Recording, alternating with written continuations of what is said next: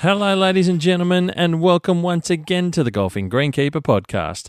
My name is Steve Smith, and I'm your host, and it is once again another fantastic episode coming up of John Deere Golf, Keeper of the Greens. I'm venturing to a regional part of Australia this time around, so sit back, strap yourselves in. You are in for one hell of a journey. And with that in mind, some of you will be making the journey to the ASTMA conference soon to be held here in Sydney. It is just around the corner, and I can tell you that John Deere Golf are gearing up for one of the biggest events on the turf industry calendar. If you're a superintendent, greenkeeper, or sports turf manager, this is the conference for you, and John Deere is ready to meet you at stand number 2. That's right, John Deere is excited to showcase their fully electric walk-behind greens mowers, a bold step towards sustainability without compromising performance. Plus, their team of turf specialists will be on hand to show you how their precision technologies and dealer network across Australia and New Zealand can help you make smarter decisions, reduce costs, and elevate your turf game. Now also, John Deere will be running live demonstrations of some seriously impressive machinery, giving you a hands-on look at the future of turf management. And I've got to tell you, John Deere are going to have some fantastic parts to their stand at the ASTMA conference here in Sydney in a couple of weeks' time. I'm going to add to that, ladies and gentlemen, is that I will be attending the ASTMA conference with John Deere on Wednesday the 25th. I'll be at the stand with the John Deere team. I'm really putting the call out to everyone out there in the sports turf space, because in golf, in greenkeeping, sports turf, doesn't matter what it is, if you're turning up to the trade show on Wednesday the 25th, we want you to come by the John Deere stand. We're going to have some photo bombs. I want to be able to showcase through my social media channels all of you sports turf specialists out there, the superstars of turf as I call you, and I want to tag where you work. I want to get that out there, get your faces out there, get your names out there, and of course, get your workplaces out there so we can showcase who you are and where you're working. And I really want to get that out. So we're going to do some photo bombs. We're going to look at the machinery. You can chat to the people at John Deere, learn more about them, and get an understanding of what they can offer you to be able to look after your turf spaces better. But I'm really excited to be able to announce that I'll be at the trade show with John Deere on Wednesday, the 25th of June. So remember that, ladies and gentlemen, and I look forward to seeing you there. It's going to be a fantastic event. So as you head down to the ASTMA conference, make sure you're going to drop into stand number 2 to John Deere Golf. And as they say, let's move your game forward together. This is episode number 127.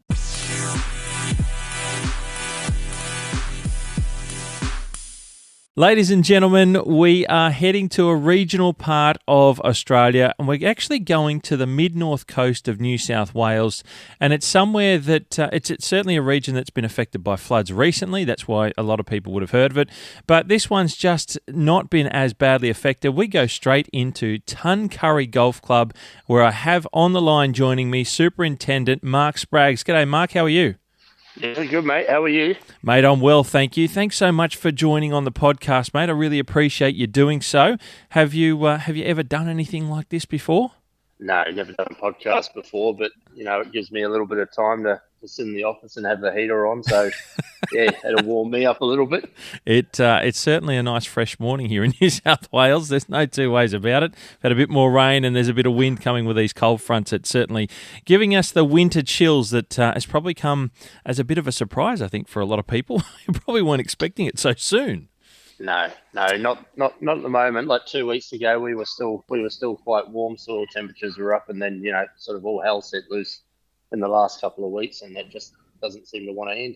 No, it's certainly challenging times for many people, and we'll discuss some of the things that you've particularly gone through on site there, and maybe even some of the other bits and pieces you might have heard about. But mate, we want to get an insight into Tuncurry Golf Club. We want to get an insight and into your career. I want to explore all those details in there and share that with the world, because Tuncurry is a beautiful golf location where the golf course is there along the beach, and I like to open that up to a lot of people that don't really know much about it. So we're going to dive into that, mate, but I do start off with Steve's Super 7 questions, which is a little blind experience and a little bit of fun. Are you ready to go? Yeah, go for it. All right, mate. Now, this one's just an icebreaker, and we'll get into them. So, number one, sunrise or sunset as a multiple choice. What's your preference? Sunrise. Oh, that's nice and easy and quick. Nice when Yep. when the sun comes up and warms you up in the morning. Yep. I think it's the best time of the day, first thing in the morning. Fantastic, mate. Number 2, dogs or no dogs allowed on the golf course? And this is very much a personal viewpoint, mate. Where do you sit on this one? Oh, that one doesn't really worry me, Steve. I don't have a dog myself, but yeah, look, I'm not against it, and I'm not for it. I suppose I don't know too much about it. Fair enough. That's a fence-sitting question early on, mate. That's an interesting place to be. We're only number 2 down.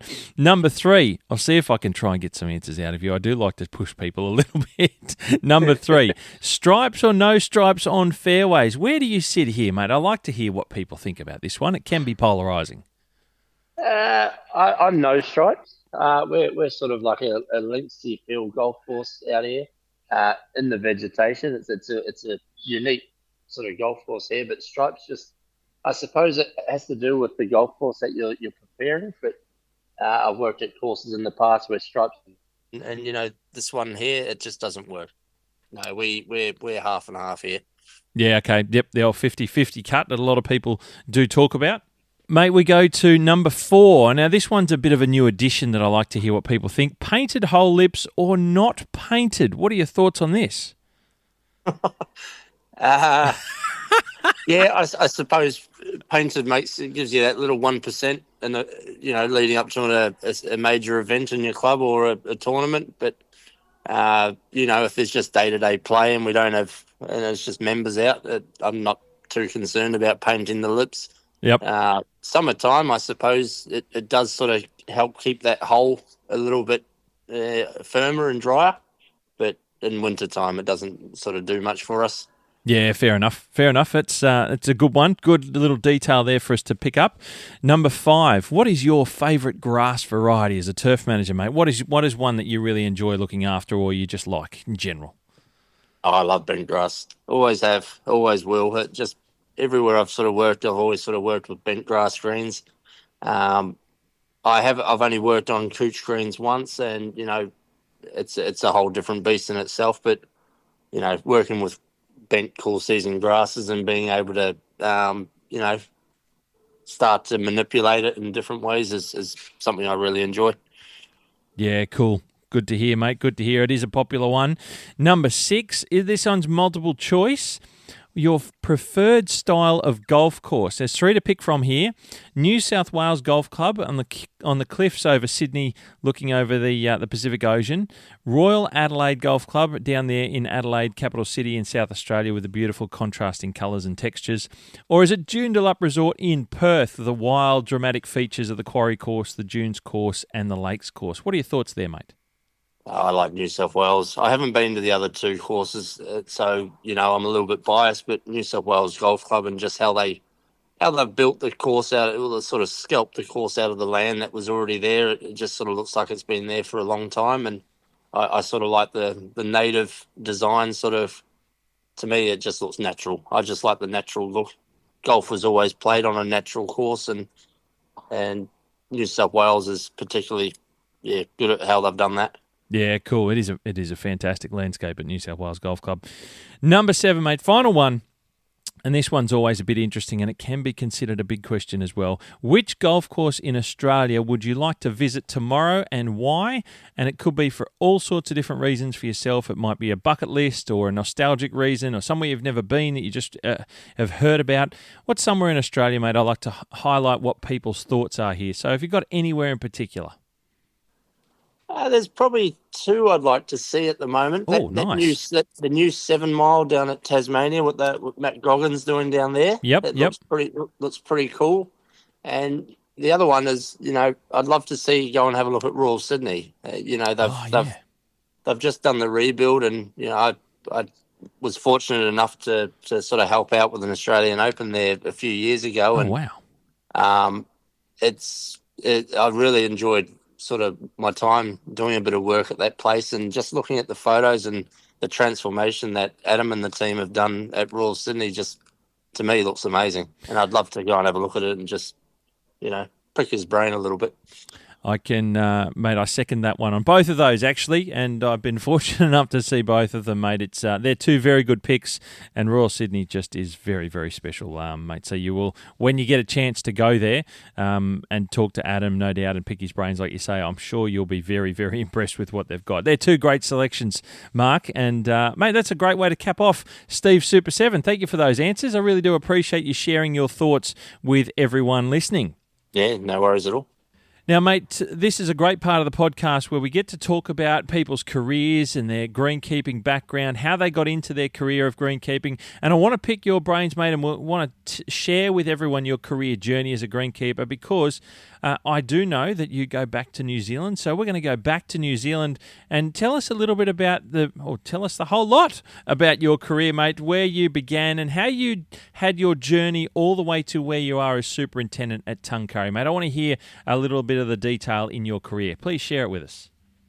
Okay, Steve. Well, I suppose I sort of had no choice but to be a greenkeeper. I grew up on a golf course. My dad was a superintendent over there in New Zealand, and oh wow, part of growing up, he had a house on the property at the course that he was at the time, called Hutt Golf Club, and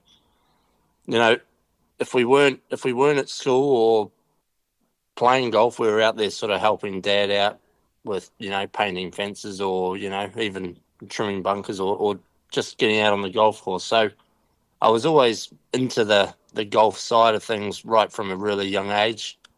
Started playing golf quite young, and then that sort of turned into a sort of a career here.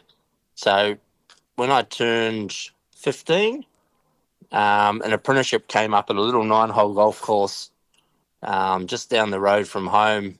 It was only the superintendent, and then he was just looking for an apprentice, so it'd be a 2-man band. And so I got involved. I applied for that, got into that, and sort of for the first year and a half of my apprenticeship, I learned my trade under Richard, his name was. After a year and a half, Dad was at Hutt Golf Club, so just across, it was basically across the fence, but it was a big 18-hole championship course, and yeah, right. He had an opening there, so I jumped ship and went over and worked for Dad for the sort of the last year and a half of my apprenticeship. That's cool, mate. I've got to ask, if you don't mind, and I don't know a great deal about New Zealand, but are we North Island, South Island? Whereabouts are we? Yeah, sorry, we're in Wellington, so Lower Hutt. Yeah, in probably the windy capital of New Zealand. It was awful in winter, and it was just a little less awful in summer.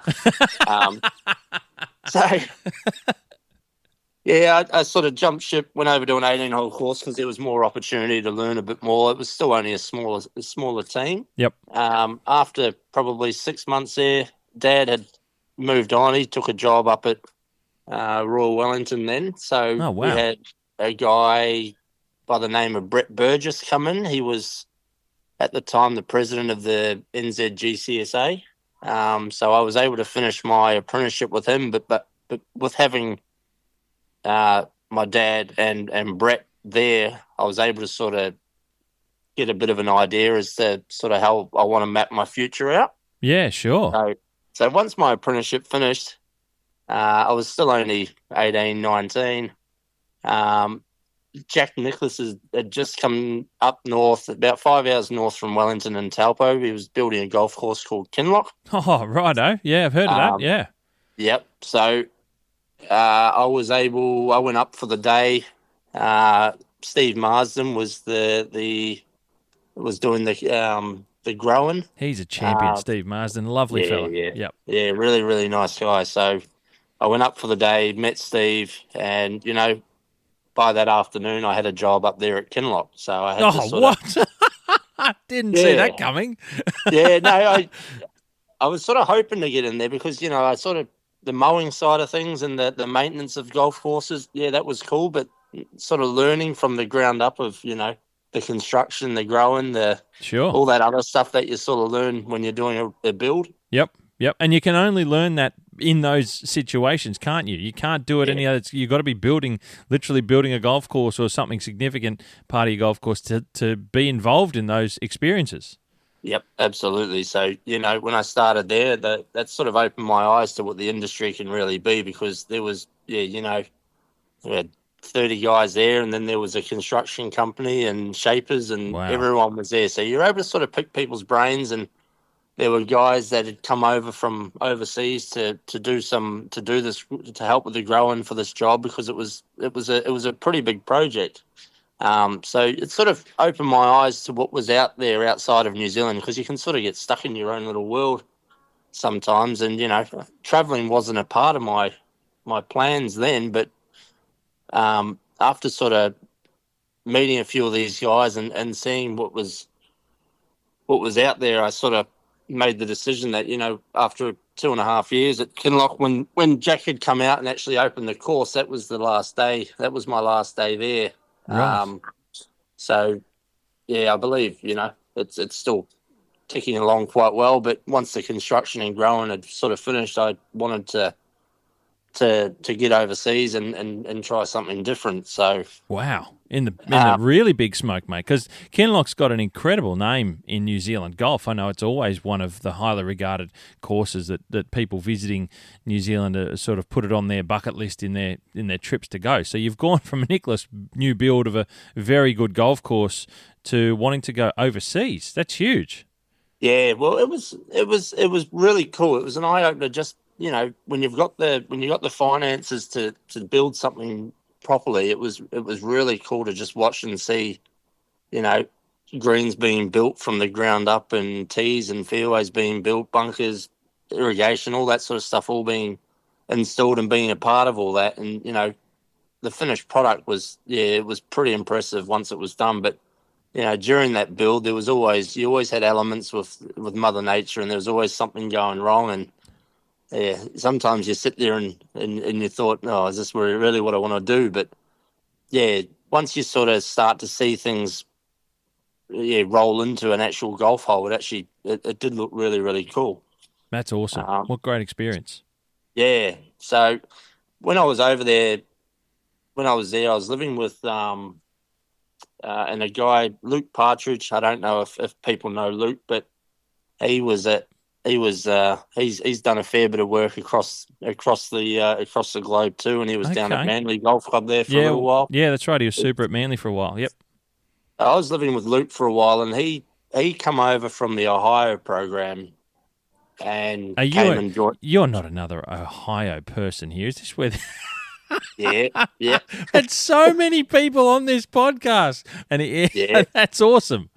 Yeah, yep. So yeah, Luke had done the Ohio program and come over to Kinloch, and talked it up pretty much the entire time. Wow. How good it was over there. So when I sort of finished up at Kinloch, I wanted to get over there and do the Ohio program myself, and just I'm always into my sports. So America's a tragic for different sports. So Sure.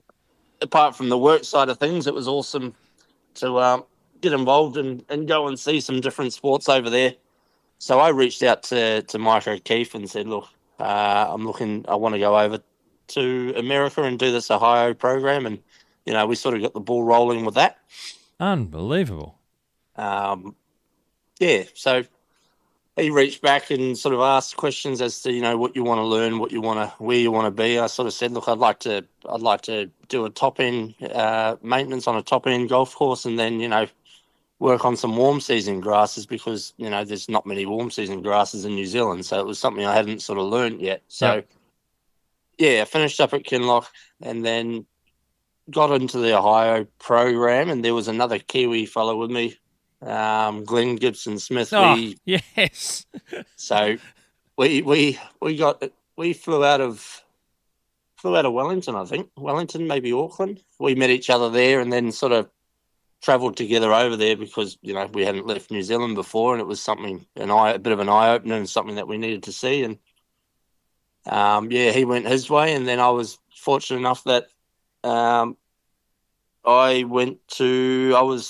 first station was at Pine Valley, which was pretty nice. Get out of town. You go from New Zealand straight to Pine Valley, often considered the number one golf course in the world. Yeah. Yeah. And Wow. at the time I sort of didn't know much about Pine Valley because, you know, you watch golf on TV and Sure. that golf course doesn't hold national opens or Yep. big events. So it was sort of somewhere that, you know, I knew of the name, but I didn't know much about it. But, you know, driving in the gates there and all you had to see was the first hole, back down the 18th hole, and you're like, wow, this is pretty cool. It's got an incredible background to it as well, of course, at George Crump and staying there on site and fashioning the golf course. Wow, that's incredible. Yeah, so I was able to do, I think it was about 9 or 10 months at Pine Valley there. Wow. What sort of things do you see at a Pine Valley relative to what you'd known at that time? Is it something that is completely different to what you'd experienced in New Zealand, or is it just a bigger version, a more detailed version? How did that feel going to there for the first time from NZ?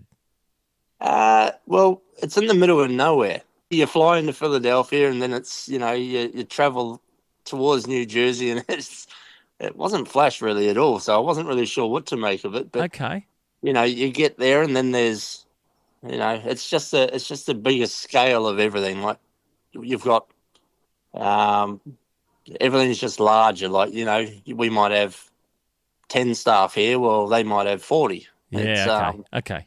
It's just a handle on things. It's not necessarily a bigger property, but it's just the more hands they have out there, the place is just perfect. You're able to do everything. Yeah. Every exactly detail right. of every possible conceivable concept of a job. Correct. Yeah. And that's, I suppose that's probably the expectation too, because every day you're going to get someone different playing the place, and the expectation is it's number 1, 2, 3, wherever it sits. Yep. It needs to be where that expectation is. Yeah, so, wow. yeah, that was a really, really cool time. It was summer. And you know, you had your bent grass power greens, and you had the same on your fairways and tees, and what, bent power fairways? Yeah, pretty much. Seriously. Yep, and they didn't like running the overhead, so we everything was hand watered. Fairways. Yeah, you had hoses running across fairways all day. Stop it! No. Yeah, but it was. They just had that many people. They were just probably looking for work for us to do. But it was, it was an experience. But it was, you know, it's not easy work. Like you're probably not doing any less than 70, 75 hours a week. Wow. But it's what they expect, and that's what they do, right? That's the setup.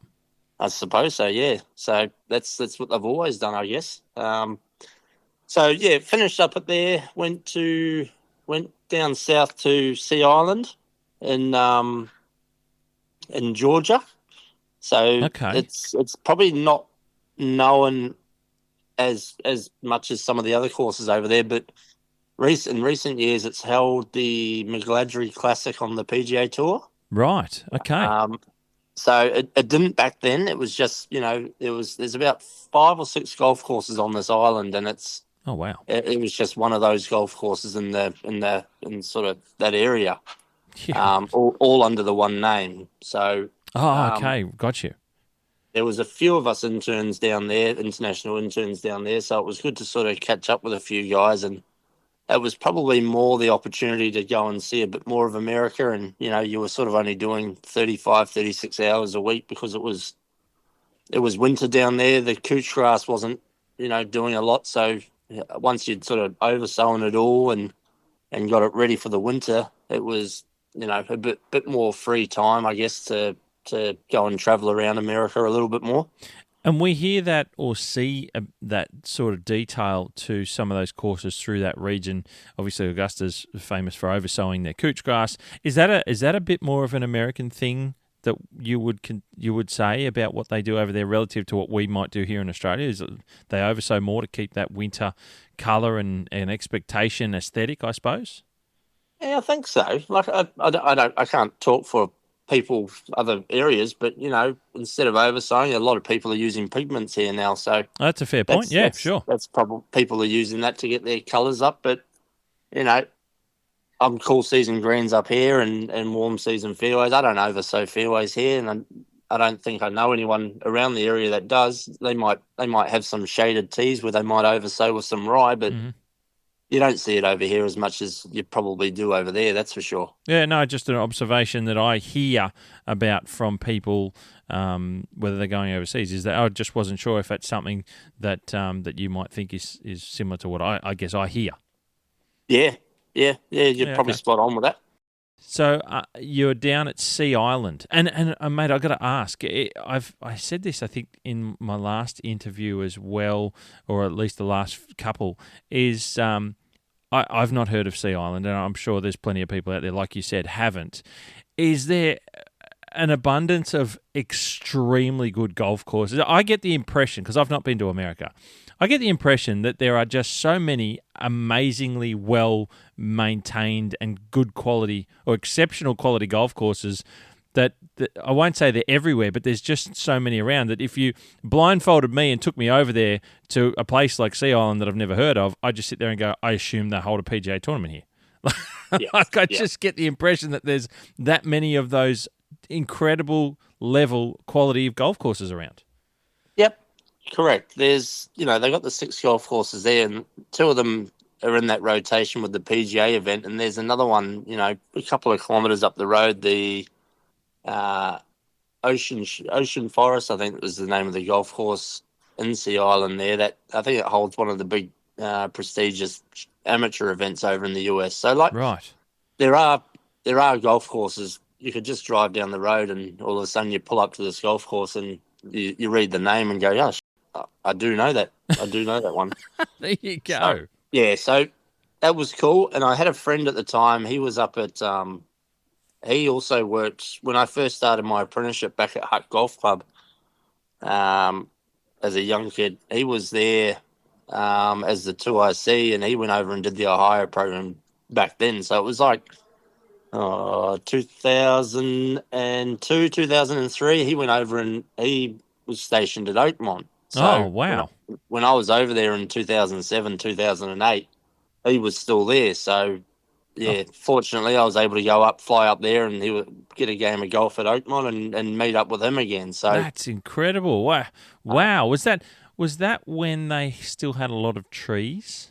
No, this is after the trees. After the trees were cut, because obviously we're about to play the US Open there in the next week or so. I can't remember the dates exactly, but that's so you've seen that after that time. What's Oakmont like? Tell us what you saw.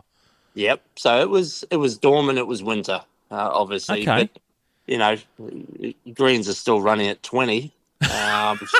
It was. It's really impressive. It was manicured to the nearest perfection. Like it was.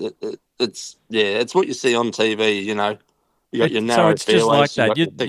You're talking about winter time, and it's not there ready for the big event, but it's still maintained at this exceptional level. Yeah. I think that's just what their members' expectations are. Far out. Yeah, it was cool. Yeah. So, and that was everywhere you went. Like you went and saw any other golf course, it was always an exceptional standard. That's incredible. I'm fascinated by that whole concept of being able to do that with, like you said before, that many staff. That I just don't know. I mean, we've got some incredible golf courses in Australia, but I just can't picture that we do anything quite like what some of those courses are in America. I just don't think we do that here. I could be wrong. It's interesting and very, very different to us. Like I said, I only know here. So to hear you talk about or hear anyone talk about stories over there, I'm really interested about how they function and what the expectation is. I find it fascinating. Oh, the expectation's always sky high, but if they can find high school kids in summer holidays and they're all looking for a job. So up at Pine Valley, we were 40 staff, but in summertime you might be up to 80 or 90 on the day because you got 40 or 50 high school kids coming and grab a rotary mower and go and push mow rough. So that's unreal. Yeah, unbelievable. It's just another level, but it's something that was pretty cool to experience. Sure. So Oakmont would have been one of the highlights, I gather, far as your time as you were over there. I mean, we haven't finished talking about the States, but I assume that was a great thing to be able to see, let alone the places that you actually worked on. Yep, that's right. And it was nice because, I'd spoken to Glenn a couple of times, Gibson Smith. Obviously, we travelled over there together, and he got stationed at Oakmont too. Yeah, So, yep. He'd gone by then. But, if I catch up with him now, we can sort of talk about it a little bit. Well, he's been on the podcast. He was on the podcast. It might have even been 2 years ago now. And I do remember him talking about Oakmont then when he was working there. So, it's great to have had him on. But I didn't realise that you guys obviously didn't know. So that's really cool. Yep. Yeah, no. Well, I was only there for the couple of days, just visiting by, so I didn't see what Glenn did, but it was a pretty cool time back then, anyway. Unreal. So, yeah, I sort of finished up in America when that sort of ended. I got very close to marrying an American girl, and it didn't end up working out. Okay. But the plan was to potentially try and stay there for a little bit. And then when that fell through, I decided I'll come back home. I went back to New Zealand for a couple of weeks, caught up with family and friends and all that sort of stuff. And, nothing had really changed back at home. So I sort of thought, I'll see what's out there now. Australia, I hadn't been to Australia before. So, okay. I thought I'd give that I sort of jumped on at the time it was the AGCSA website and just had a look at what jobs were around, and there was a qualified greenkeeper's position at Eleanor Country Club. Oh, that's here. That's right near where I live. Yeah, right. Yeah, righto. Yep. So I flew over and caught up with Dan. Yep, had Dan an interview Cook. With Dan Cook at the time. Yep. And then flew back home that same day and wow, what a day trip. Yeah. I didn't really get to see much, but, got back home and a couple of days later I got an email saying if I wanted a job, and, that was sort of my transition into Australia. Oh, wow. So that was you got the gig and that's it. You're packing up and ready to come here. Yeah. So I didn't know anyone over here. I moved into a hostel in Coleroy. Yeah, righto, down the road. And I sort of got to know a few people then, but yep. I was probably still a little bit immature in what I was trying to do. But at now, how old were you then, roughly? I would have been 22, 23. So early 20s, you've been to the States. I'm just trying to rack all this up, right? So you're in part of the build at Kinloch at home in New Zealand after you sort of finished your time working at those courses you did at the earliest part of your career, Hutt Golf Club and so on.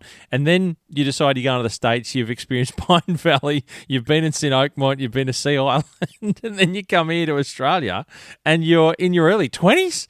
That's incredible. Yep. Wow, what a run.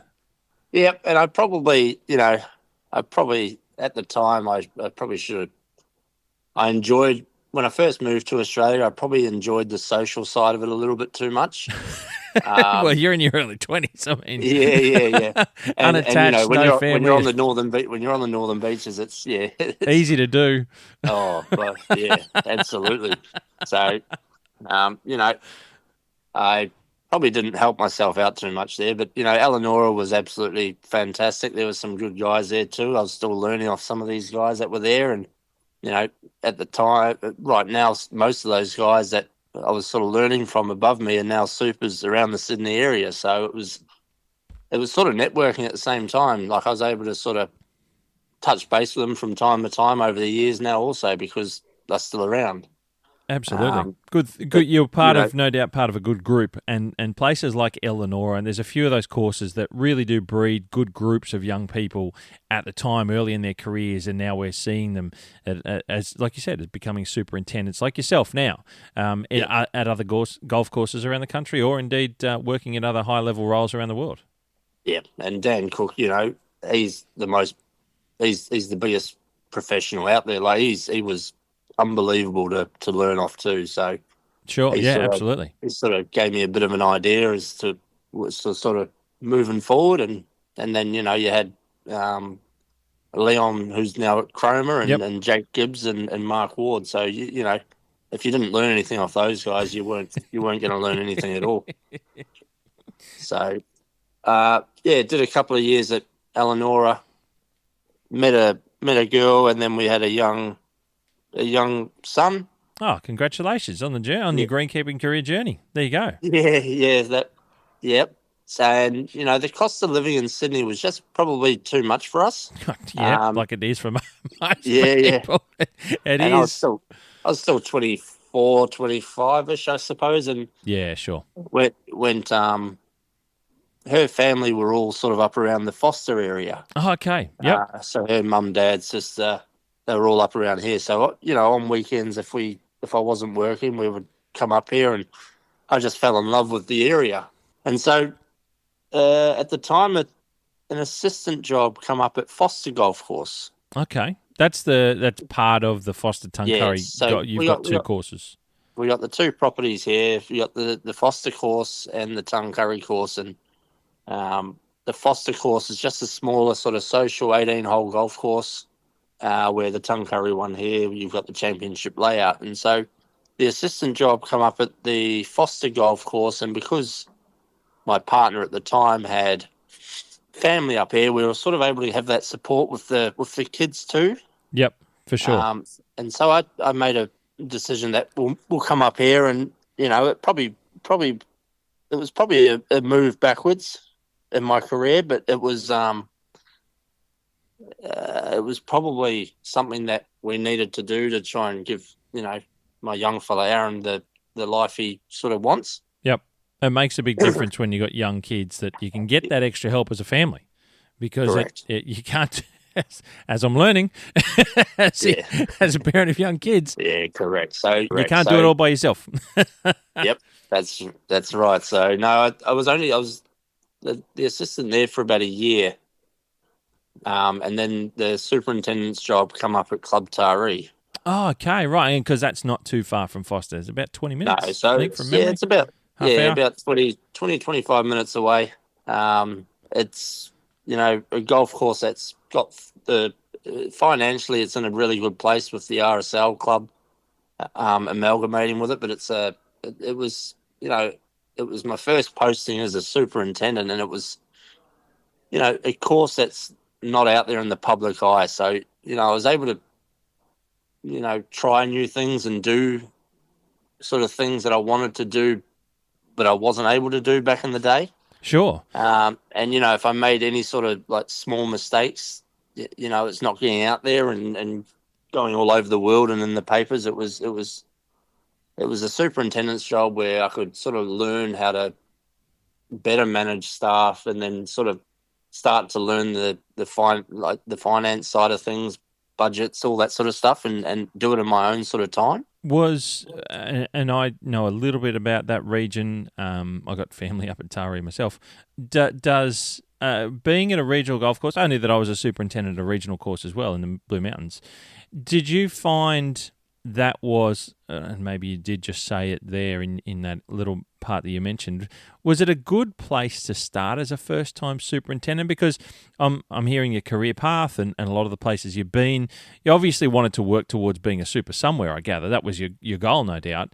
Yep. And you'd been in Eleanor here in Sydney, which is one of the better-known, best courses in Sydney itself.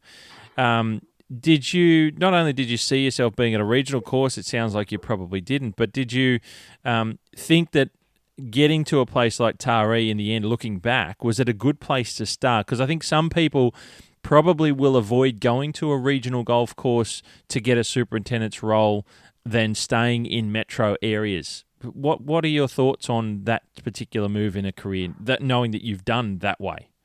I think I think working in a small team, you're sort of open to being able to do a lot more tasks.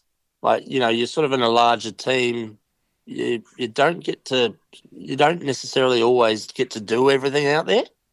So when you're in a small team like Taree, it was you go out there and spray, and then by in the afternoon you're out there fixing irrigation leaks or doing repairs, and you get to learn how to or monitor how to repair things and visually inspect stuff. Like, yep. At Taree, it was the bigger courses. Yeah, they go out there chemically and do everything preventatively and keep on top of it so the grass is perfect all the time. But where I've sort of learned up in this area in the last bunch of years is it's good to actually, you're dealing with nematodes and stem weevil and all that and just different diseases, and, something might pop up and you sort of learn a lot more as to why that popped up and how you treat it and how, and what it might look like, timings, all that sort of stuff. You learn a lot more because you're not just putting things out preventatively before it appears. You sometimes just something will appear up or stand out, and then you get to play with how you cure that problem too. I certainly agree with you on that respect as well, and I'd like to ask people that, I mean, I know that you've come from smaller clubs in New Zealand, so you probably already had a little bit of that way of working out how to do a bit of greenkeeping. I'm guessing, I don't know, but I kind of think that some people don't like the idea of being the regional course because there's not the money, there's not the staff, you're doing a lot more hands-on. But I found through my time that it's like what you said there, you're really more hands-on and you get to see things and experience things that you probably wouldn't do if you had all the money going around for a budget or you had the more labour to do a lot more of the jobs. You get to physically have a crack at them and see what things are. I think it shapes you up as a more rounded, experienced greenkeeper doing time at a regional golf course to do things in a different way than having all the tools and things at your fingertips. I don't know if you agree with that or not. Yeah, I do. And at a regional place, if you can make little mistakes here and there and or you can do little trials here and there, and sometimes those trials don't work, but you got the opportunity to at least trial or just do things behind the public eye and see if it works or not. And I think me starting my first supers position at a regional golf course was I think it was very beneficial for me. I know I'd sort of been at the top end places, but the lower end stuff, it was frustrating in one point because there were things that I could have done, but without the finances we weren't able to. So you're restricted, obviously. But yep. There were things that we could do, or you sort of have to think outside the box a little bit about, we don't have all the machinery, but is there something that we can build or make or do to achieve the same result, I suppose? Yeah, so you're thinking outside the box a lot more. You don't just say, "Oh, I'm going to go and do that with this now." How can we get to this result with what we have in our toolbox? Correct. Yep. Interesting. Yep. Interesting. Yes. So I spent 5 or 6 years at Taree. I was able to sort of learn how to manage people. I was still doing some study. I was able to do my diploma, my level 4 and level 5 down at Ryde. Yeah, wow. TAFE in Sydney. So I was still learning and still trying to attend events and, keep I think networking, like knowing people and talking to people and learning from, some of the top end places. You're still learning all the time. That's what this industry is about. Yeah. Once you stop learning, then, it's time for a change. Yeah, that's probably a very good way of saying it. Yeah. I think you're right. One of the things I know I did find interesting and challenging, I should say, and I hear this from a lot of people in regional areas, and you talked about networking. Did you find it more challenging to do that networking and keep that up from a regional area because there's a lot more travel involved? It's a little bit harder with distance. I know people in central New South Wales and that sort of stuff. It's, Steve, I'd like to get to this seminar. I'd like to go to the conference, but it's just a bit far. It's just a bit much. Did you have to really work hard at trying to be able to continue doing those things while you were at Taree and even now while you're still at Tuncurry?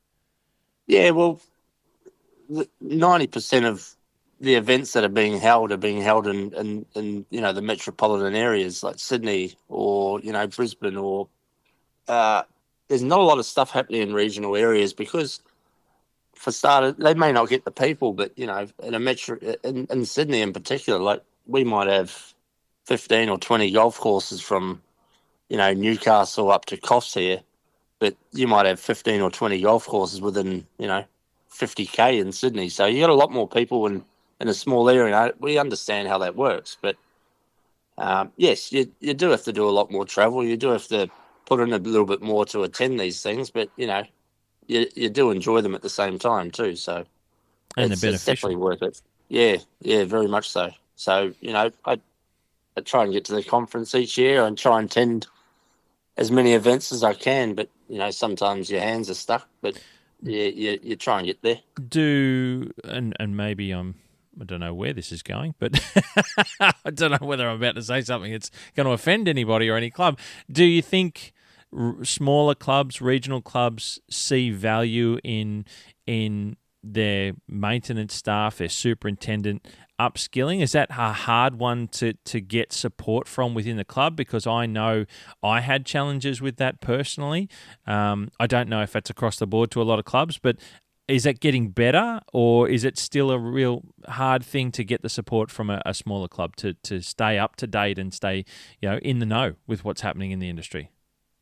Well, I've been pretty lucky. Tari, we were able to keep people up to date, put apprentices on, keep them going through.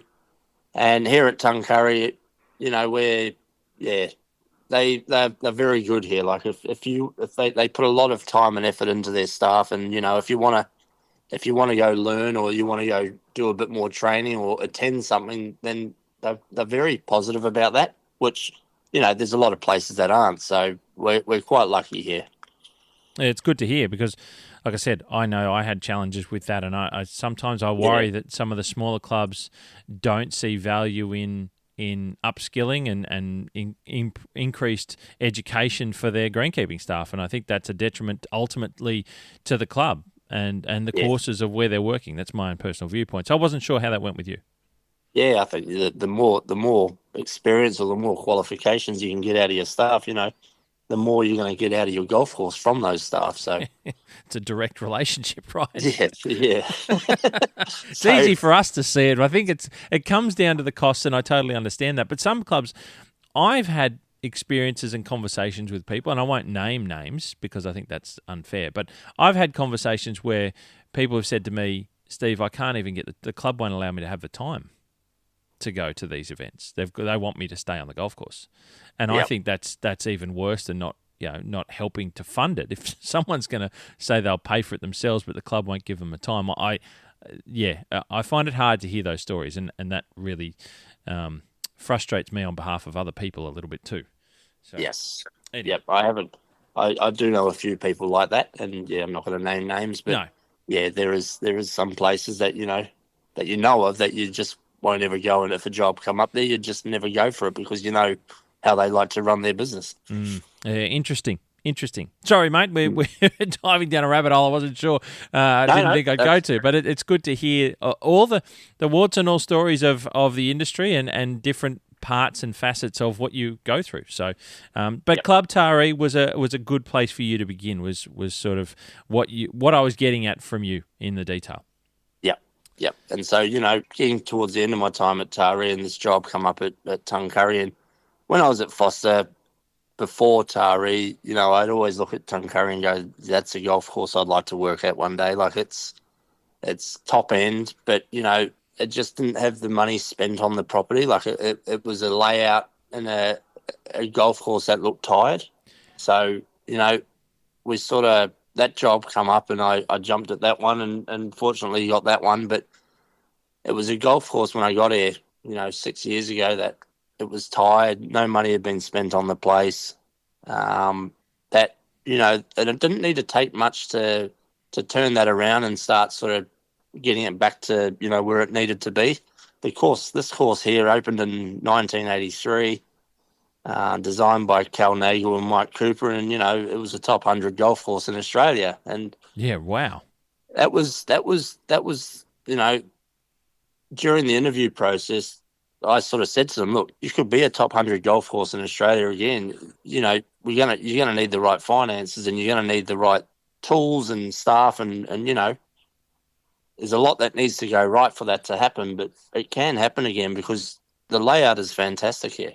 And, when I got here, we signed up Craig Parry Design as our architect. And, since then we've made tweaks, and last year we got back into the top 100 for the first time in 21, 22 years. Oh, So, wow. That's epic. um, Congratulations.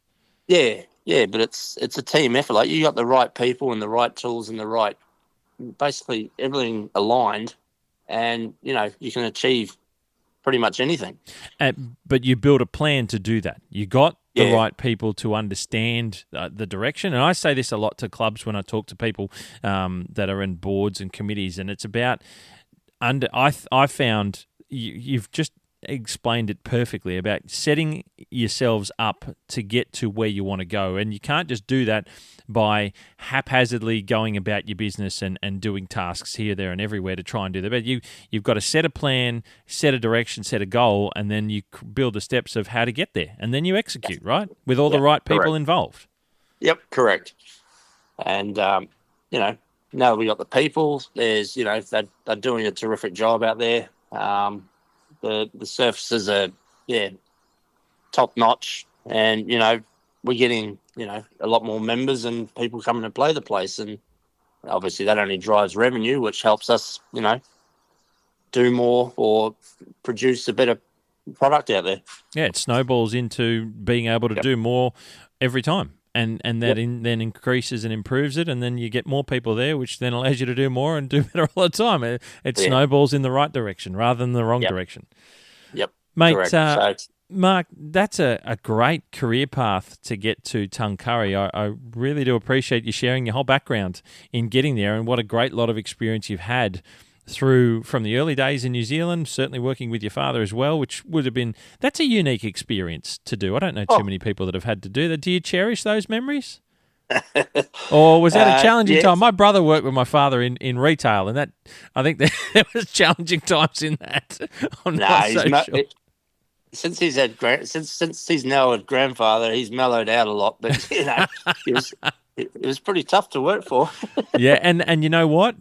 I think that's it. You often, it's the hardest place to work is when you're working for one of your parents. I think that's a personal viewpoint as well. Probably got to work a bit harder too. Yeah, well, you got to prove that's right. You prove your worth more than everyone. You're an example. I think it's. But do you look back at that now, where you are? You're your own superintendent. I suppose, in a way, walking down a similar path to what your father's done.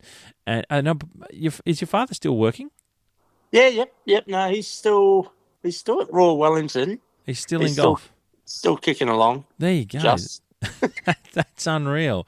And yeah, looking back, that's obviously a nice thing, I'm sure, to have in the memory bank of how you've done it. But here you are on the New South Wales Mid-North Coast, and you've got your own course, and you've done some amazing things, mate. I really do appreciate you sharing your journey, and there's lots of people out there that, mate, this Ohio thing that Mike O'Keefe's got going, I keep saying it. I will get him on, and we have talked about it. So he's coming on to talk a little bit more about it. But wow, that's an awesome journey, mate. An awesome journey. Yeah, I'm sure he'd have plenty of stories for you.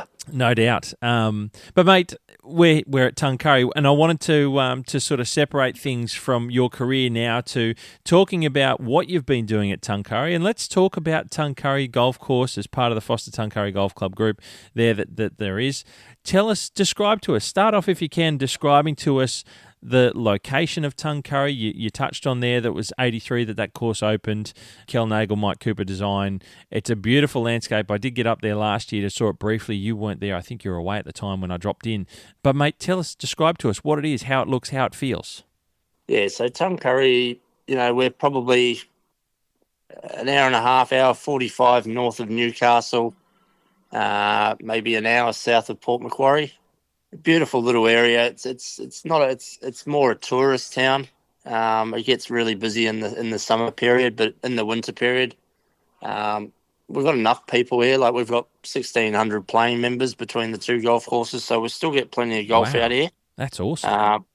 We got the two golf courses where Tuncurry in particular. As you're coming into town, you'll veer off to the left, and then you'll go down a seal road, and that seal road goes for about, I don't know, a kilometre or so, just under a kilometre.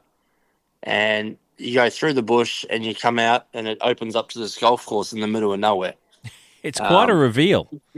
Yeah, it is. It's amazing if you sort of haven't been here before. You drive in, and all of a sudden you're just driving down in the middle of nowhere with all this nice native vegetation, and all of a sudden you open up and you got the practice fairway and you come up and it just opens the property up.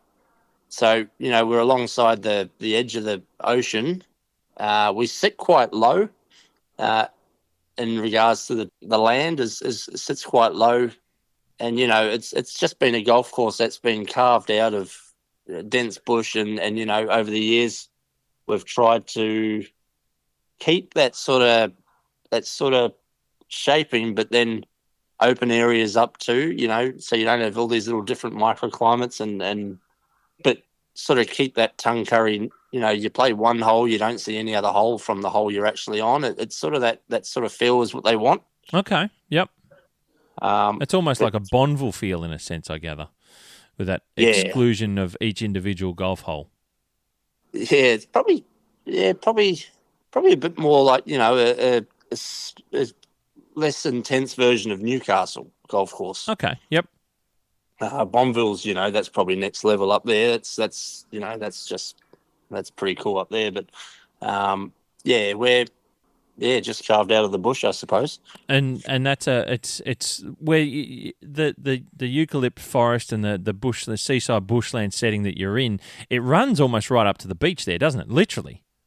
Yeah, we're about 100. We get to about 100 meters from the ocean, or a couple hundred meters from the ocean. So it's you can on a calm day, or even when you got the swells going, you can hear the waves crashing pretty good. And that background noise when you're playing down the par fives on the eastern side of the property, it's quite a nice sound when you're out there, because the best thing about this place is you don't hear cars, you don't hear traffic, you don't you're out here on your own. There's none of that, because there's no roads within a couple of kilometres of this course.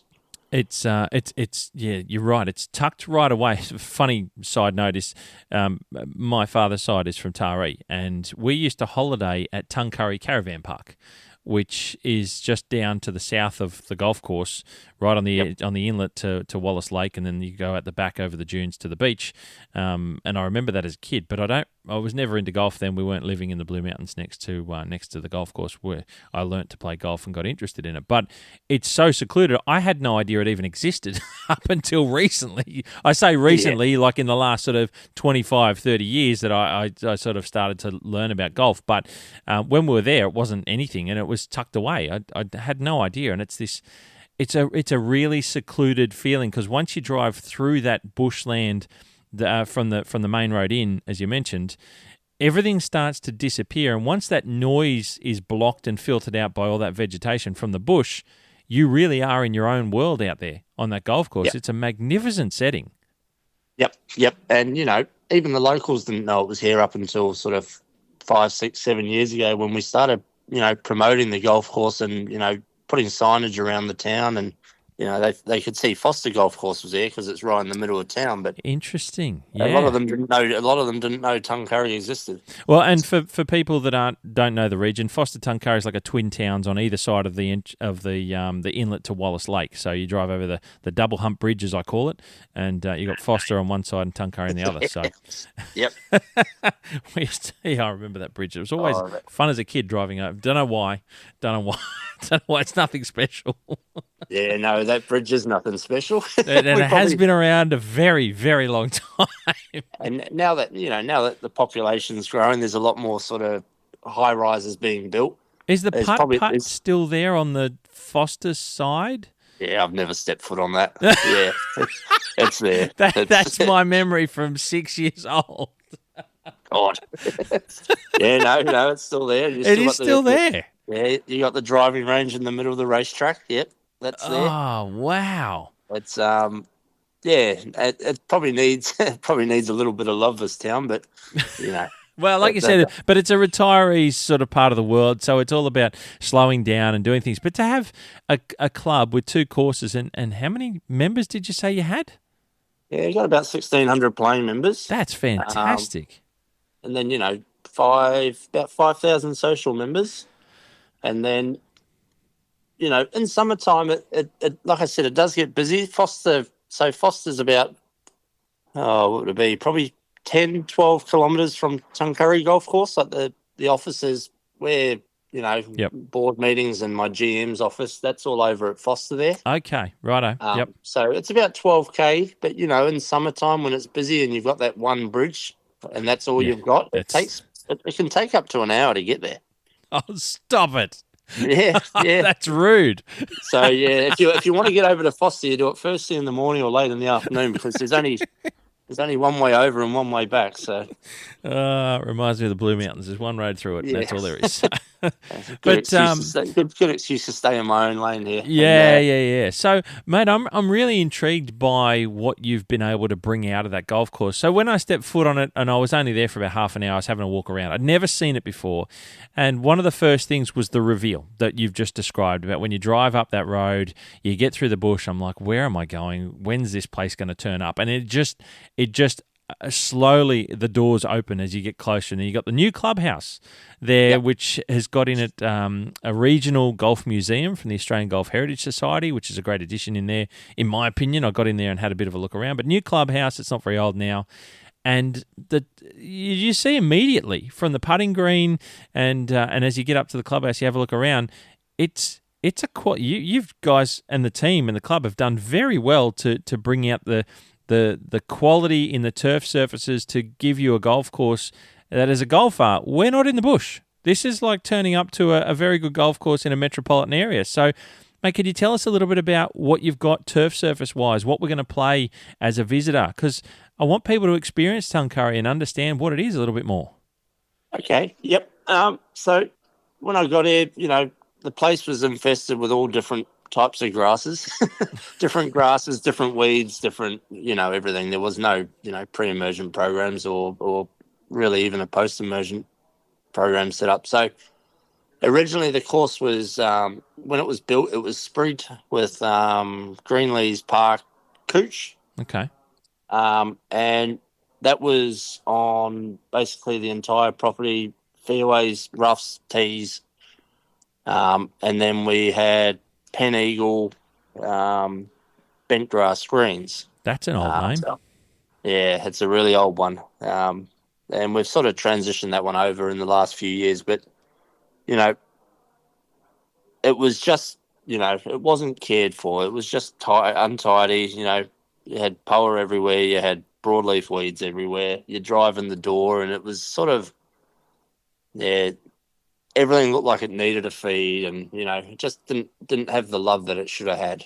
So the first couple of years was trying to get the board to understand, sort of my vision for the place, and trying to show them that if we can tidy up the small areas and do those little 1%ers right, then it'll just enhance what we have straight away. And then when you get more and more people out here playing and you get more and more members, then, and put more back into the place and start doing some of these projects like, bunker work and greens and tees and start to, get the layout that was originally there back. So the first couple of years, the club received a grant for a museum. So, they were able to build a new clubhouse out of that.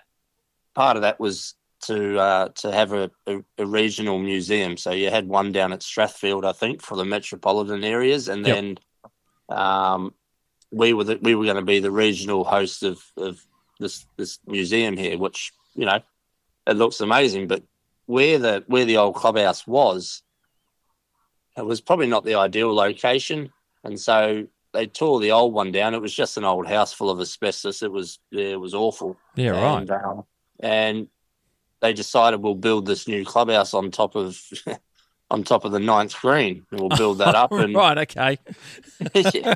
So that was one of the first ones was let's work out what we have under the ground. Like we had to actually alter where our main lines went and.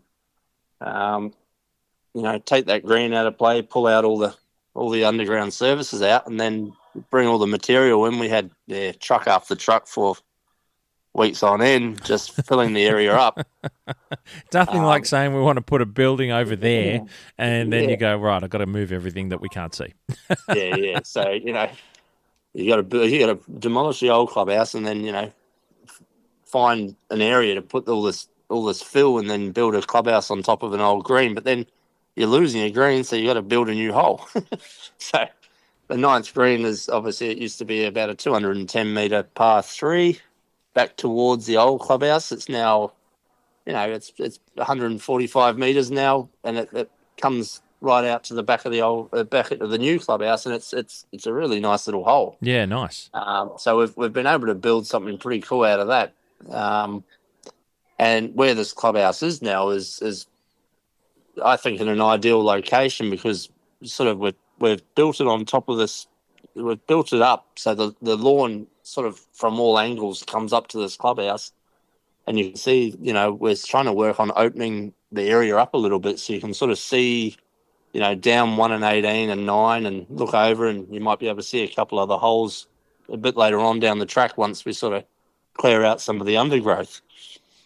It's I think it's a fantastic location, the way that it's built. It's very inviting. It's a very summery style clubhouse, bifolds that open up. I'm sure in summertime you get those nice coastal breeze and it's a beautiful warm day. It'd just be a magnificent place to be after the match, or after your round, just enjoying the afternoon and enjoying the area, because it's a very secluded, as we talked about, very secluded. It's a beautiful place to be. Yep, and in a perfect world, it's probably the best spot in town to have a beer after golf or whatever. But there's only one road in, one road out to the golf course, so you can't have too many beers, otherwise, you got to find your own way home. It's like that bridge might take you a little while to get out. Yeah, it's a terrible walk. Very good.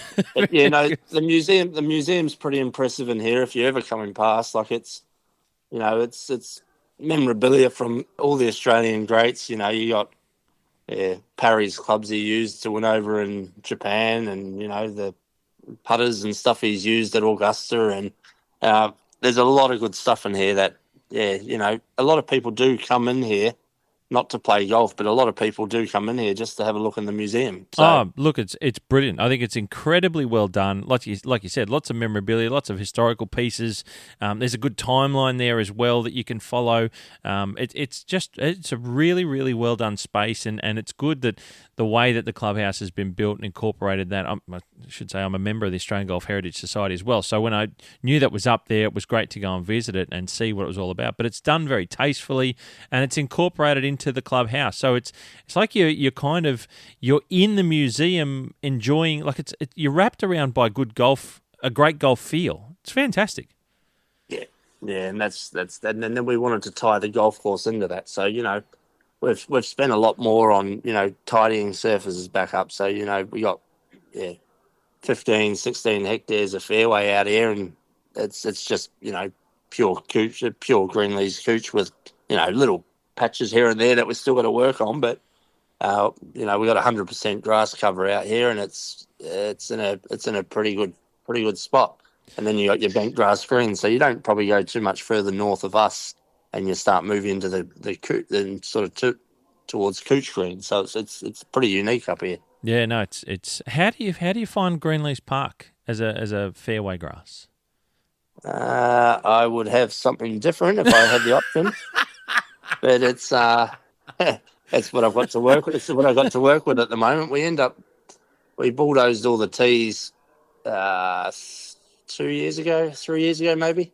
3 years ago, we bulldozed all the tees and rebuilt the tees, and they were just long, and there was 2 hectares of tee tops, and they were just long and not being used. So we sort of got Craig involved and designed, a pod setup type thing, like smaller round tees that you can sort of set the markers on different areas and play the fairways from the left hand side, or you can put it on the tee over on the right there somewhere. So.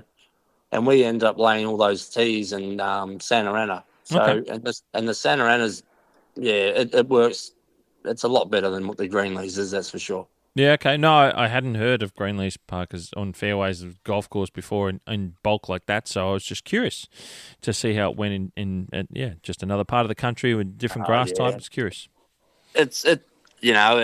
It doesn't like cooler weather. It goes into dormancy a lot earlier than what the Santa Ana does, and the Santa Ana will come out of dormancy a lot quicker too. So Yeah, okay. it's and it thatches up quite well. So you gotta scarify and core and do a lot more with the green leaves to get it to do what you want it to do. Where the hybrids like your Santa Ana, well, it's chalk and cheese. That's for sure. A tried and true, proven, tested turf surfaces. The Santa Ana is that lots of people know about. I'm a huge fan, but that's another story, mate. What sort of I like to ask, and it's an important part to learning about each golf course and how they work. What's your team consist of? How does that function? How many people do you have working there? And how does that go for you? So there's myself. I've got one assistant, and then in total there's 7 of us full time. 5 of us are qualified. 1 casual, 1 apprentice at the moment. And then we've got a full time mechanic, and then we put on 2 or 3 summer casuals. Yeah, wow. Okay. Just sort of help out in the morning shifts. It's from 5 till 9, 5 days a week. So it's only 20 hours. So you're getting a full-time staff member for 6 months of the year, and that's it. Yeah. Okay. Yep. So it works out well, fine, budget-wise, and then you got an extra couple of pairs of hands. If you have a storm come through, we get some pretty good afternoon storms in summer. So being on this golf course, we're on native sand, so we don't have. I think we've got 1 drainage pit on the entire property. Okay. And so, bunkering is a bit of a tricky situation here because, you got sand on top of sand. We don't actually have a sub base. Yep. So sometimes if you get a really good storm, it can undermine and move under the faces quite well. Oh, okay. Yep. So that's something we got to look at down the track. But, to answer your question, we got 7 full-time plus a mechanic plus a couple of casuals in summer. And then, Forster, I've got 1 less, Ben Norton-Smith. He's the superintendent over at Forster. They've got 6 with a mechanic. And, sometimes we can get in a period where, if we've got an event on or something, we can sort of swap staff back and forth if we need to. Oh, that's helpful. Yep. Yeah, we are obviously under the one name. So, if he's got an event on or I've got an event on, we get together and, if we need a couple of extra guys to, jump on the fairways or jump on the industrial blowers or whatever, and we get them out there and help them out. So, yeah, okay. It's quite cool in that way. Yeah, nice. Particularly with renos, because you get the extra people for renos, and it's always, no one ever likes doing renos, but it's a necessary evil. Better when more hands make light work. Yeah, exactly. It's a very good thing to be able to do that. That's very helpful, I'm sure. Mate, I want to jump to, if you don't mind, recent weather experiences. I've talked about it before on the podcast with the local flooding that's happened in the mid-north coast and all the rainfall that you guys received in the last 3 weeks ago now, I think, or thereabouts. Further to the north of you was certainly a lot more rainfall, but you are in that zone from Newcastle to Coffs that copped an absolute hiding with the amounts of rainfall. Can you describe to us a little bit of what you've experienced there? And I know your site in particular has some unique parts where you've got flooding that hasn't been from what we would consider flooding. It's more like standing water and some of the issues that causes your site. Yep. So, they had 500 mil fall in a couple of days on about 3 weeks ago. Wow. Half a metre. Yep. and between 3 weeks ago and now, we've had no change to, the golf course. We still have sitting water all over the place. You drive up the driveway and between the 18th green and the clubhouse, your car gets a tyre shine driving through the lake.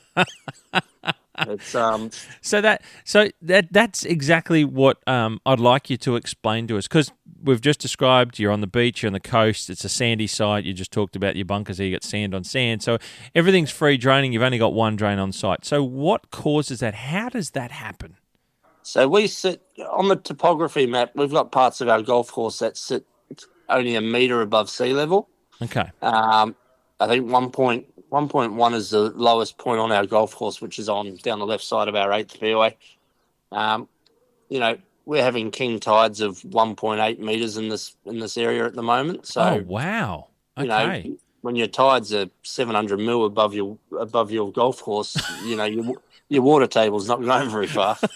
So, all that rain. We had the floods back in, I think, 21. Yep. And we had a similar situation, probably not as bad as what it is right now, but it took probably 4 or 5 weeks for the water to recede, because obviously, water table, no one's watering lawns or using any of their bore water or anything around the area now. So the water table is just sitting there at a certain height and not dropping. So the only way we're getting anything to fall is evaporation, and we're not getting much evaporation at this time of year either. So that's very interesting. Yeah, very interesting. Obviously, we've had it once before. This time is a lot worse. We've opened 9 holes, but we've probably used 10K worth of rope and stakes and build bridges and all sorts of stuff so they can get out there and play. But it's where we sit here, we're quite low to the ocean. So we've only had it 3 times since the course opened in '83 that we've had the water like this, and it's been twice in the last 4 years. So wow, there is talk about now starting to lift some of these areas and get them above that sort of that 1.7, 1.8 threshold. Okay.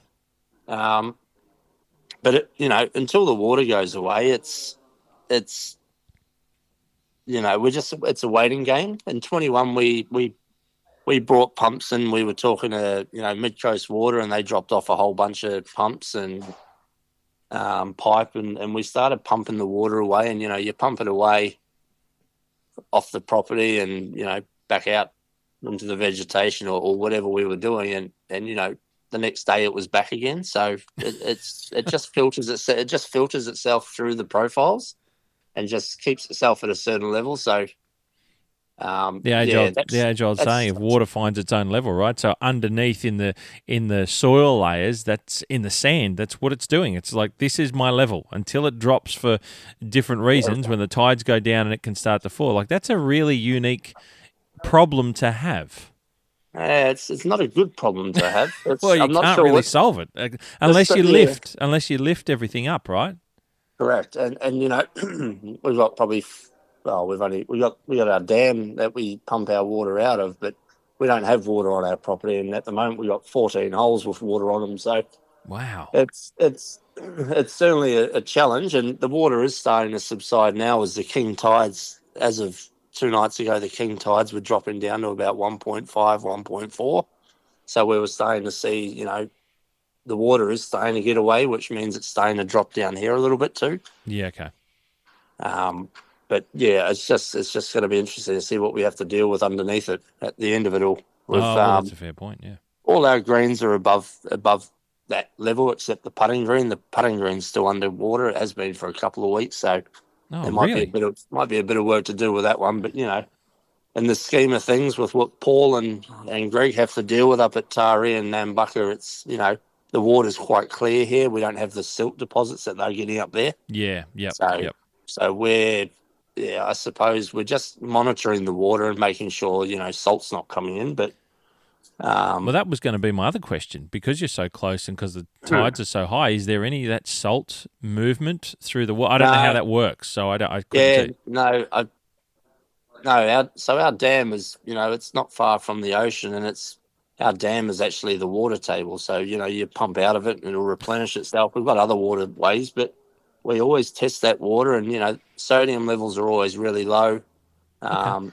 It's actually not bad water at all. It must sort of get its at the filters through the sand, I suppose. Yeah, but it's way back in. That's interesting. Very. It's a good thing. You'd hate to have it the other way. Yeah. It is a good thing, but it's always in the back of your mind that sometimes it could appear and turn into something. So.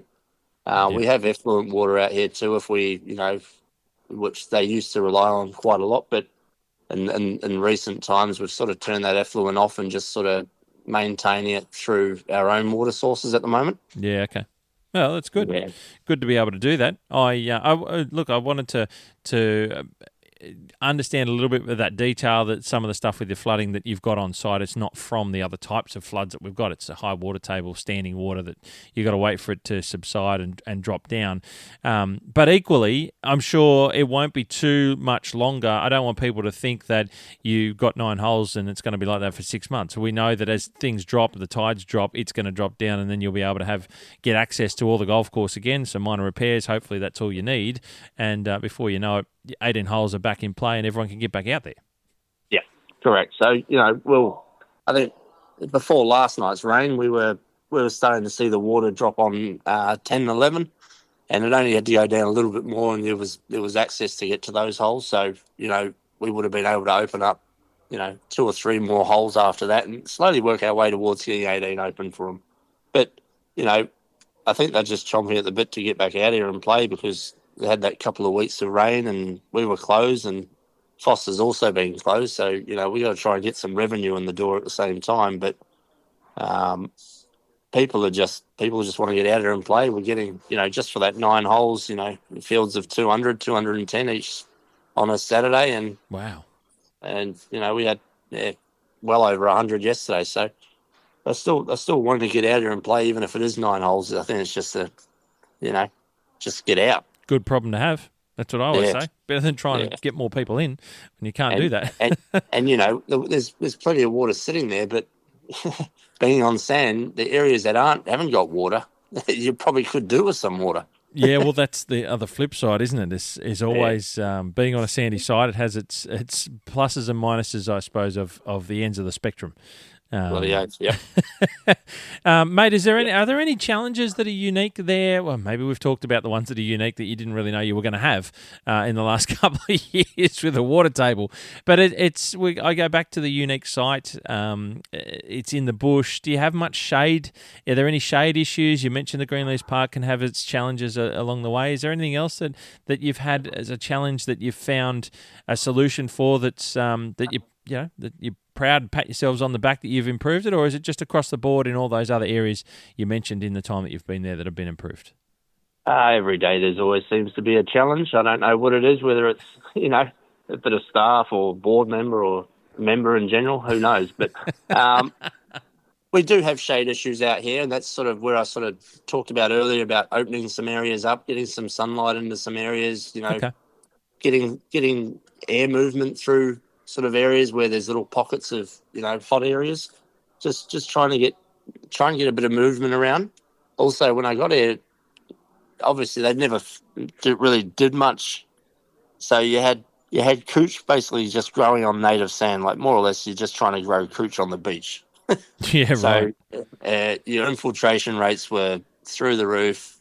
You were holding on to no nutrients whatsoever. So we spent the first couple of years trying to build a small organic layer so we could hold on to something. Like, you put water out, you don't have the hydrophobic areas. We just wanted to, so if we were putting liquids or, granule fertilizers don't work here because they leach through the profile quite quickly. Yep. You get an initial kick, so a lot of it's liquid to the plant, and then you're also trying to do organics into the soil to try and get the roots to sort of, obviously grow in length. But when you get here and there was, one of our greens had a negative OM percentage, and it's like, well, how am I supposed to manage that? How does that work?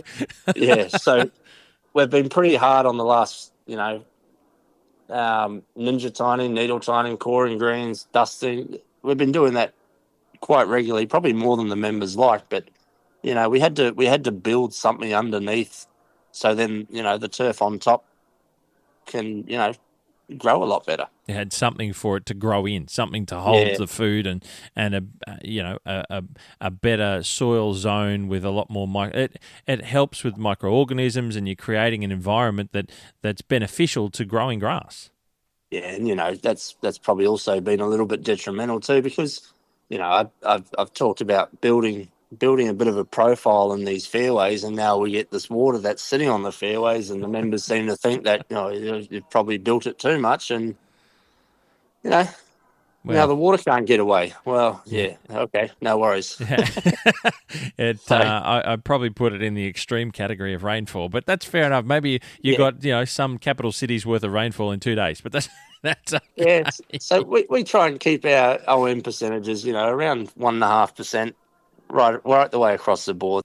Yeah. Mate, I want to go to a little bit more into the site from your own personal viewpoint. Is there anywhere on the golf course, what's your favourite part of the golf course that might be an area that golfers, when they come to experience there when they play, that they don't really know, or they might not take the time to take it in? What's somewhere that you go, this is just a really cool spot and I like to come and see this part of the course at a particular time of day or something like that? Yeah, maybe a favourite part of the golf hole. Probably the back tee on 15. Okay. 15 is on the northernmost point of the golf course, and the tee is probably the closest point to the ocean. Right. But then, the tee is a little bit higher up than, the black tee is a bit higher up than, the members' tees and the other tees on that hole. So you sit up there and you can hear the ocean, and then you sort of look down the fairway, and we've done a lot of clearing up. We got a fairway bunker on the left, and the hole goes right to left, and you've got a big fairway bunker on the other side of the fairway to sort of stop balls from, going over into the dense bush over there before it turns around the corner. But where we've taken out a lot of the vegetation in behind that bunker, you sit on that tee and you can see for kilometres, and you see the mountain, Mount Tullawal, which is, it's miles away, but all you're doing is you're looking down, and you've just got nice banksias and tea trees and whatnot down either side of the fairway. You got bunker on the left, bunker on the right. You can't see the green because it goes round to the left, but you just see all this bush all the way down until you see the mountain in the background. So yeah, for me in Sunrise, that's a good spot to, if I'm having one of those days where things aren't going right, or you've just walked out of a meeting and you don't agree with things that were said, I'll go up there and fire a few emails away on my phone and just try and relax for 10 minutes. That's nice, and even more secluded part of the golf course than already being on the course itself, which is pretty cool, mate. Other than that, I just build a little. I just create a track in the bush somewhere and just go hide in the bush from anyone. Sensational. One of the things I want to ask you there, and it only just dawned on me, we keep talking about the site and the vegetation area. Do you have much to work that you do there by way of vegetation management, in terms of, you mentioned you had to clean the turf surfaces up when you arrived. How was some of the vegetation interface from golf course to the natural areas? Were there many weeds there? Do you have much weed management for woody weeds and things like that into the interface areas of the course? How do you go there with vegetation management to keep it looking its beautiful self? Yeah, so it was very much overgrown. They hadn't really done much with it, and to the point where you had fairway corridors that the fairways sort of almost went to where the bush came out to. So a lot of that we just pulled back, and you find irrigation and all sorts because it had just overgrown and just gone wherever.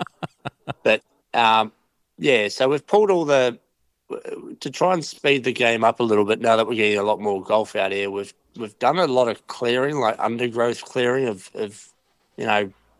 bracken and asparagus weed, any of that sort of stuff that's sort of growing along the borderlines. We've sort of tried to clear that, and just so you've got, little, self-seeding banksias, tuckaroos, not so much gums. I don't like gums, but, you can't get rid of them. They just keep growing for some reason. But well, they're everywhere there. yeah. And then we had a lot of noxious stuff too that we had to clear out. So once we've sort of cleaned all those areas out, don't get me wrong, there's still a lot more to go, but, try and bring those corridors back out to where they originally were. You sort of find where that old corridor used to be, and you can just sort of maintain it from there. It's just a lot more, we do spend a bit of time on the sprayer, putting herbicides into roughs, and sometimes our rough can be a little bit messy in places, but rough's rough. I don't like to say it that way. It's still turf, but if there's areas that aren't as tidy as, we try and keep fairways, greens, surrounds, approaches, tees. We try and keep those clean of anything at all times. And then rough, we just try and manage it as best we can. Yeah, I mean, we do.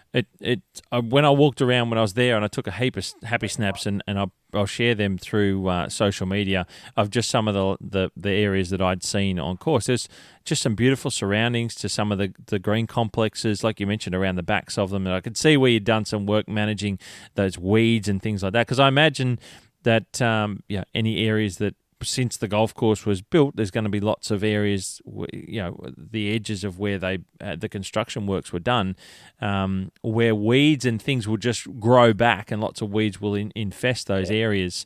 I imagine they needed a lot of tidy up over years of just the club not knowing the direction to go and how best to maintain the golf course. Yeah, and they still do. Yeah, we haven't got on top of that completely just yet. Like, there's obviously in this time of year, you'd love to be putting your powerful pre-emergence wall-to-wall here, but, I don't have the budget that some of those big places have. So we have to find other ways of doing things, and, you tinker with post-emergent herbicides, and then, we just work with it. We do a lot of spot spraying even, like just to keep on top if there's areas where, a higher infestation of weeds. We'll go out there with the spot sprayers and hit them, and that way you're not blanket spraying an area that doesn't necessarily need spraying. So there are different ways of doing it. Very, very interesting, and it's an integral part of the golf course, something you've got to maintain, otherwise it gets out of control like we've talked about, and you've got to get there anyway. So I think... Yeah, we spend a lot of time. Anyway, the wind gets up and all of a sudden you've just cleared out a bush area because it's all on the fairway. So true. Mate, I've got to ask, being an expat New Zealander, do you like Aussie life? Is this where you've been here now for a little while? Are you enjoying still being here in Australia, and do you miss New Zealand working over there? No, yeah. The only thing I'm missing, my family's still over in New Zealand. That's it. Yep. Look, I got a wife now, and I got 2 kids, and we got 4 kids between us. So life's pretty busy with them. Sure. So no, I'm pretty happy. I'm happy over here. I love it over here.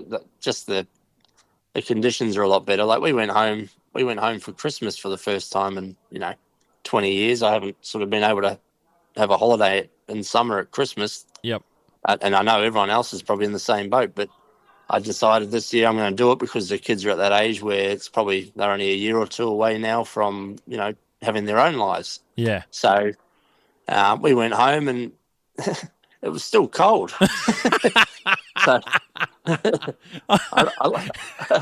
like the warmer weather. I've acclimatized now. Like, it's 12 degrees up here today, and I've got 5 jackets on.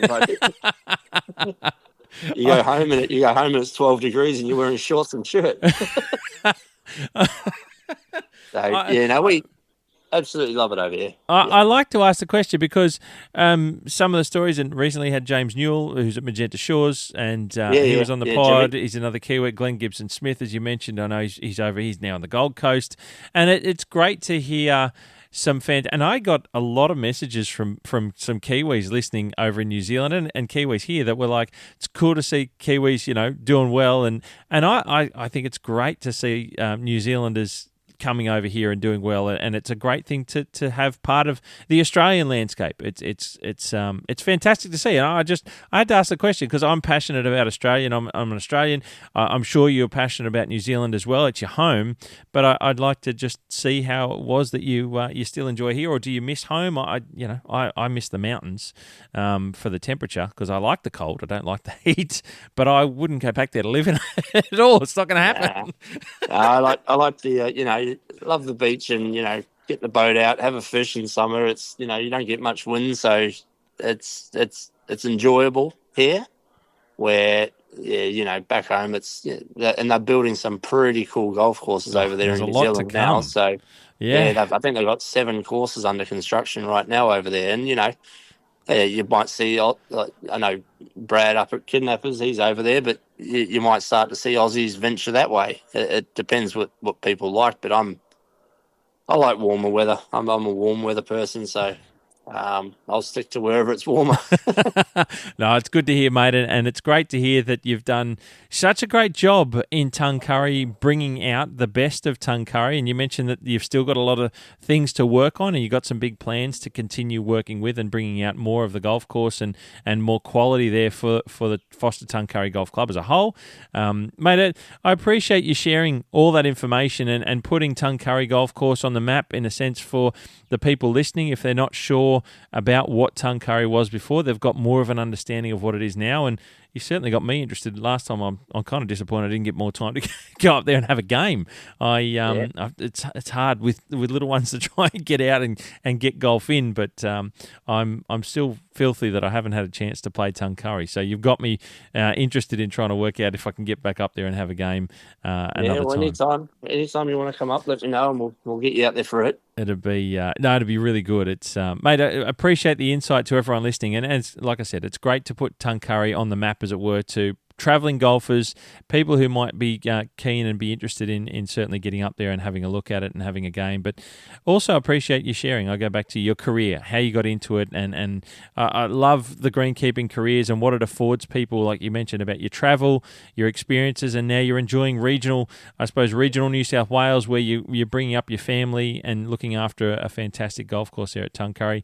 Thanks so much for sharing, Mark, and I really appreciate you being on John Deere Golf Keeper of the Greens and telling us all those insights. Yeah, no problem at all. Thanks for having me on, Steve. And yeah, this industry it's great. Every day is different. So, there's a lot of industries where you sit there and go, I don't know how you got the motivation to go and do that every day. So, that's what I love about golf courses. Every day is different. You can always look back on your work and see, the results that you've achieved. So, yeah, no, love it.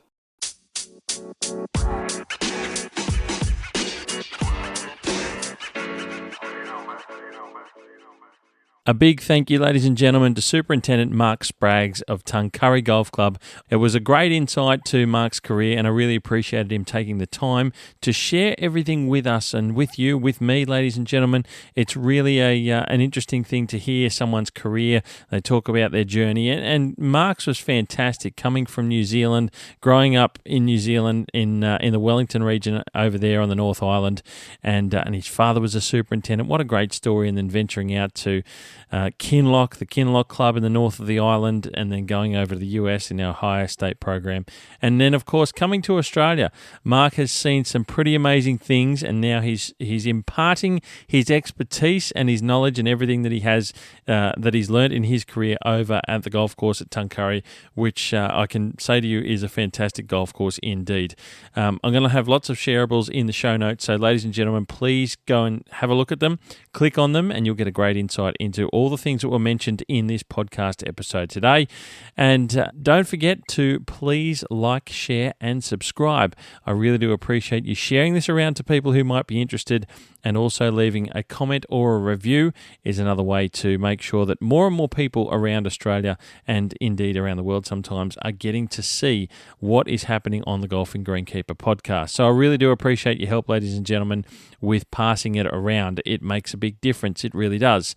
I've also got to let you know, before we part ways in this episode, the next episode is going to be an interesting one, and I will say that within the episode itself, there's going to be some details about the upcoming ASTMA conference. So make sure you tune into that one and listen to some details that are there. And I won't say any more, but it is coming out the very next episode on the Golfing Greenkeeper podcast. And in anticipation, the week beginning the 23rd of May will be another segment of John Deere Golf Keeper of the Greens, and I'll let you know now. It's I can't wait anymore. I know it's coming in a couple of weeks, but I can't wait to tell you what it is. And that is when I went down to Melbourne there last month and I did a couple of interviews for John Deere Golf Keeper of the Greens. Well, we've already got out there the interview that I had with Nathan Turner from Latrobe Golf Club down there in Melbourne. Well, the next one is with Superintendent Adam Lamb from the one and only Commonwealth Golf Club. And that is a really exciting interview that I know you're going to want to listen to. I had an absolutely incredible time down there and got an amazing insight to the golf course at Commonwealth, but a great insight into Adam's career as well. So, ladies and gentlemen, there's a couple of things coming up on the podcast, so make sure you subscribe to the Golfing Greenkeeper podcast and make sure you check out all the clickables in the show notes. There's so much happening, so much coming on, and of course, partners of the podcast are John Deere Golf, and make sure you check out their website at deere.com.au to see how they can help you look after your golf course better. Ladies and gentlemen, you hit them clean, we'll keep them green, and I'll catch up with you very soon.